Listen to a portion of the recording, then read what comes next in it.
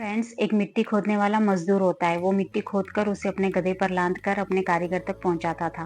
तो एक दिन वो ऐसे ही मिट्टी खोद रहा था तो उसे जमीन में एक चमकीला सा पत्थर मिलता है। तो वो पत्थर लेकर अपने गधे के गले में बांध देता है और वो वहां से निकल जाता है। फिर रास्ते में उसको एक सेठ मिलता है। तो वो उससे कहता है कि इस गधे के गले में जो ये पत्थर चमक रहा है ये मुझे चाहिए, बोलो कितने में दोगे। तो गरीब मजदूर बेचारा उसको बोलता है कि चलो मुझे 1 किलो गुड़ दे दो और ये तुम रख लो।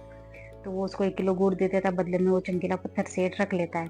और जो सेठ जी है उसकी क्या है, किराने की शॉप होती है। तो वो वहाँ पे जो उसका तराजू होता है, तराजू के डंडे पे उसको बांध देता है।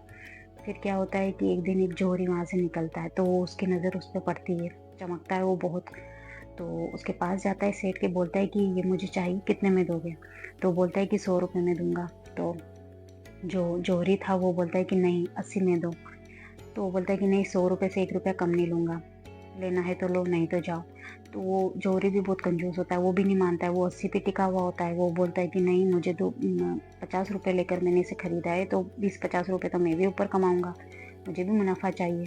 100 रुपये से 1 रुपया कम नहीं होगा। तो उसको मना कर देता है। तो वो जोहरी भी फिर सोचता है कि चलो 1-2 दिन बाद आऊंगा, हो सकता है मान जाए।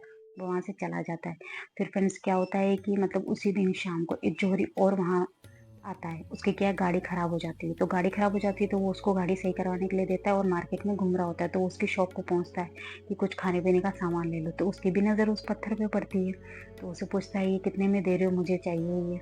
तो वो बोलता है 100 रुपये में दे दूंगा। तो 100 रुपये में जोहरी जो है उसे खरीद लेता है, वहां से चला जाता है। फिर ठीक 2-3 दिन बाद वो पहले वाला जोहरी जो कंजूस था वो आता है और देखता है तो वो पत्थर होता ही नहीं। तो उसका तो दिमाग खराब हो जाता है, वो गुस्से में आग बबूला हो जाता है कि कहाँ गया, किसको दिया। तो वो सेठ बोलता है कि मैंने 100 रुपये में उसको किसी को दे दिया है। तो वो कहता है कि तुम कितने बड़े मूर्ख हो, तुम्हें पता भी है वो कोई मामूली पत्थर नहीं था, वो हीरा था, हीरा लाखों का। और तुमने सिर्फ 100 रुपये में दे दिया उसे। तो वो सेठ कहता है, जो सेठ था ना, वो कहता है कि अरे, मेरे से बड़े मूर्ख तो आप हो, क्योंकि मुझे तो पता भी नहीं था कि वो हीरा है। लेकिन आपको तो पता था वो हीरा है, लेकिन फिर भी आप 20 रुपए के लिए मेरे से जिक जिक कर रहे थे। आपने तो, आपके हाथ में जो मौका आया उसको भी आपने गवा दिया। मुझसे बड़े मूर्ख तो आप हो।